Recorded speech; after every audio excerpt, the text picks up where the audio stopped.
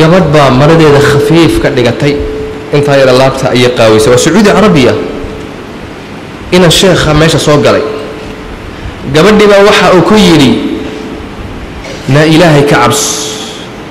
لو جاءك ملك الموت ماذا تفعلين هدو ملك الموت كوي مادو أديقو الصدا لابتها هذا أقاوي الرجل الصدا كو داوانا يا محادي يلي بكويري انت قصر شيء أيها واحد تري بورتابك ربك وقرع هو التليفون كيانو واحد كتر هذا ملك الموت كهكيانو بورتابك ربك وقرع تليفونك ربك وقرع واحد ترى هذا ملك الموت كان يركي ونحي سقوا أرجع حسن مكبح الماش وحا يري الباب كمان قارين والله العظيم إلا وحا نقل يا بقيلو ولا قيل يا هو لا وصون نقلبي محاد عي وابا بدي ووجهي قول دعدي ودمت ويدي مطي حقي إسلام مركيبة ماشي من نفتك قبحدي وحا يري مركان أركئين يدي أيت أيان ضدك أشاري أون إري والله العظيم إمي كان النسيحين يقبضن وهذا الكاس يتري إلهي وكاقبت وحولتك وأويين ماشيين ويكبحين يكو أويين قصدني وحي دعضي بيش الشعبان كن أفر بقول يكوبي لباطن يشريد النبي عليه الصلاة والسلام رأي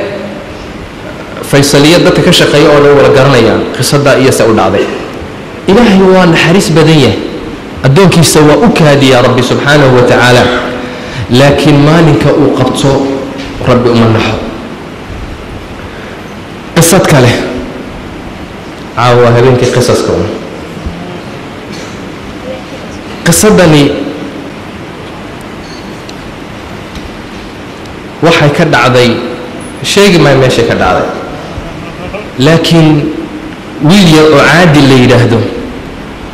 أيا وحا وكنا ولا نلال آد وقرار بكنا ولا حمام برب بكنا ولا خمر بعبي شري هبلها أيوكت من شري فساد بدن بكنا ولا قبلها أيو ماله كأوجار سنشري وحا ومال وهلا قبل ليلة هذا الرباب ليلة هذا وأرضية وشام عدد دقته أيو هلا تليفون كيقول هلي وتليفوني والله الله سوى لك سبع وشا كيستين هبلها انتو ساسو كلاوية والله الله أيوم كدميل كولا بلمي وحمام بكو سميني قبضني يدو وي خشفتي وواحد تريمي أركي ميست تليفون كأما كوشا كيسن وليين العقبة دمك قبل ما يست تليفونك ما أنا أقول بقرعة ووشة كيسان بس لكن إنه لب اللمو ويسكديدي مركز دم بروح أكون أنكو جرسدا الربا حمان مرة وحاسو كنت الأخري وحا أكويري جوريجا أنكو دياري يا حمانتا أن إيبي كالي سو أرك هذا بنت الموديس وحا وضبا ويصوتي لعدي قبردي guriga ayaan ku tusi wuu dhaartay wuxuu ku yiri wallahi alazim in aan rabin xumaan hadalkaagu manaag aqli badan baad u egtahay waxaan rabaa bas inaan ku guursado gurigana soo arag maalin subaxa gabadha kulliyada dhigata jaamacada dhigata aabaheed ba subaxdii sii qaada duhurkiina isaga soo doona saasi ku noosh aabaheed ba sii qaada mar walba aabaheed oo oday aad u daran oo adag yahay rabaab subaxdii markuu odaygii meeshii u dhigay ayay kula balantay inanka waxay tiri meesha igu kaalay kulliyada horteeda meeshii buu ugu yimid uu kaxeeyey meeshii buu la tegey guriguu tutusay ay karaseen isaga iyo asxaabtiisa qaar bay saxaabiyiin gurigii buu tusay waa kan wili gurigu adiga iskale adaan ku guursanaya xumaan mar rabo waa kan nadiifta ah waa kan sidana waxaan oo dhan hada dirhad axmaanta niga bedel ka bedel xaq ka wada gabadhii wuxuu wadaba uu ka tuntay bas waxa uu ku yiri sharaab baan inoo soo qabana waan soo noqon si yara joog aqalku dusha kaga sii qufulay baabuurkiisuu ka haystay suxun buu waday hayga habsaan bay tiri aabbahay baa soo doonayay oo waqtigu soo imanayay ayaa soo dhaway xoog buu waday mukhaalafu sameeyay waa la qabtay taraafiigii baa qabtay oo ay kaxeeyeen baabuurka lagu riday waa la xidhay miftaax isaga haysta gabadhii meesha ku jirta mid saaxiibkii oo miftaax haysta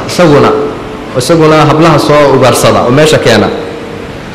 ayuu u telefooniyey wuxuu ku warhaa gabadh baan ka tunto caynkaasoo gurigii baan ku xidhay oo anigana waa la xidhay yadana aabaheed baa u imanaya kulliyadii bay tegaysaay balde gabadha hore orod tagoo ka fur waa isa soo daayay kiina albaabkuu yaro gargaraacay gabadhiina xay ku dhex ooyeysa allah aabbahay baa imanay alla maxaa yeeliyey alla waqtigii baa gaadhee alla saasay hays uu ka furay inanka xaamid baa la yidhaahdaa markuu ka furay muxuu arkayba waa walaashi gabadhani waa walaashi xaggii buu naxdin iyadiina naxdin xaggii baa waxa uu yidhi ma xumaan baad keentay karaamadayadii baad maaragtay ku ciyaartay sharaftaydii baad ku ciyaartay timahaygii wuu jijiiday xaggiiba moogta middi ayuu ku geliyey sidaas ayuu ku dilay walaash isaga Soomaali maxay tiraahdaa god haddaad qodid dheerayn haddaad dheeraysid inaad ku dhici doontidna mooyaane yacni is-ilaaliga haddaad walaalkaa god aad u qodid aad ha u dheerayn waxaa laga yaabaa inaad ku dhacdide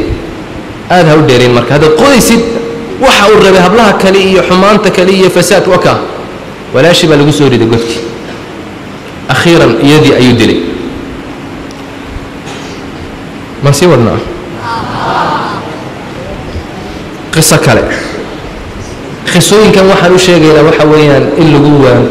waantoobo wax lagu qaato qisadani waxay ka dhacday iyaduna waa tan oo kale waa u dhow yahay laakiin ninkan waxaa la yidhaahdaa magaciisa saalix baa la yidhaahdaa waa nin ganacsata oo shaqaysta oo taajira isaga oo u socday meesha iyo suuriya ayuu socday xalab